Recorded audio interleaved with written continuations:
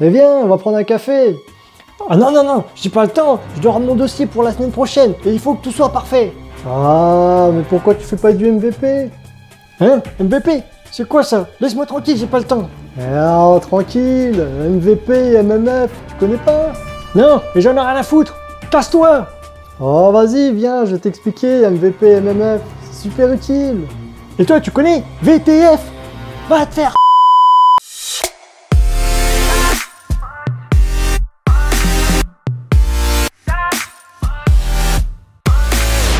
Bonjour à tous, c'est Teddy à Love Consulting. Aujourd'hui, je vais vous parler du MVP et du MMF. Donc, qu'est-ce que ça veut dire et comment est-ce qu'on peut utiliser ces termes-là dans votre vie professionnelle?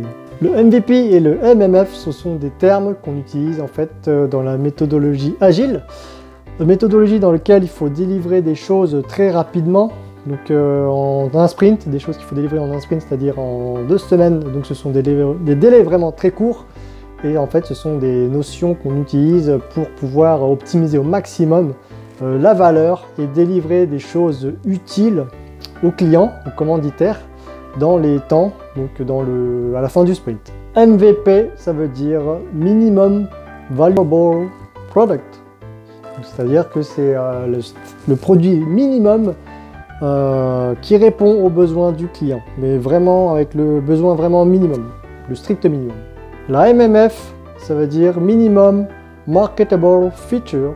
Donc ça veut dire que c'est la fonctionnalité minimum requise pour pouvoir mettre sur le marché le produit, la fonctionnalité. Exemple. Depuis chez moi, je mets beaucoup trop de temps pour aller jusqu'à la gare à pied. Et du coup, j'aimerais bien avoir un moyen de transport plus rapide que la marche à pied. Ok, je peux vous proposer un skateboard. Quoi? Tu te fous de ma gueule ou quoi? Bah non, puisque le skateboard, c'est un moyen de transport plus rapide que de marcher à pied. Et ça répond du coup à votre besoin. Ouais, bon, ok. On va faire avec alors, hein. Ouais, c'est pas ouf, hein, ton truc. Hein. Donc là, dans cet exemple, on voit bien que le skateboard est un moyen qui répond du coup aux besoins du client. Mais le client n'est pas tout à fait satisfait, ce qui est normal, puisque c'est vraiment le strict minimum. C'est-à-dire que ça répond à ses besoins, mais c'est peu vendeur. Pour continuer dans cet exemple, la MMF dépendra vraiment en fait de la distance entre son domicile et la gare. Par exemple, si c'est une très longue distance, la MMF sera par exemple une voiture. Si c'est une très courte distance, ça peut très bien être un vélo ou bien une trottinette. Mais dans tous les cas, il n'y a pas besoin de construire un avion.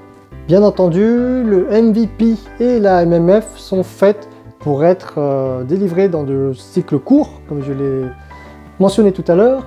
Et du coup, à chaque itération, à chaque cycle, il est tout à fait possible, et il est même préconisé, de faire des updates dessus, sur ces MVP, ces MMF, et du coup, de les upgrader, de les améliorer, pour ajouter des petits détails, toujours en réponse, ou pour aider à améliorer la réponse aux besoins du client.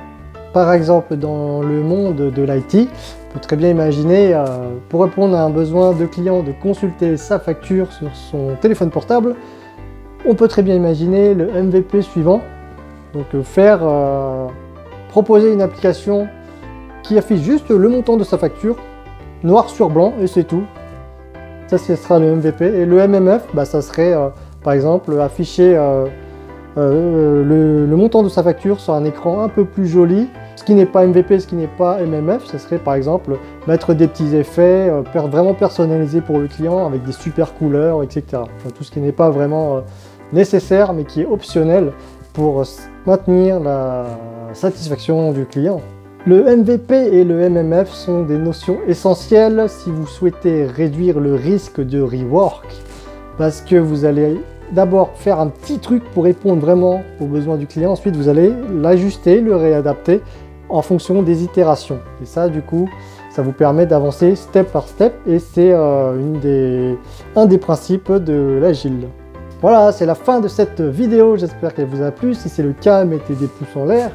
N'hésitez pas à vous abonner à ma chaîne, à partager en commentaire ce que vous avez pensé, et également de partager cette vidéo avec vos amis, votre famille et vos collègues. Et sur ce, je vous dis à la prochaine. Bye bye.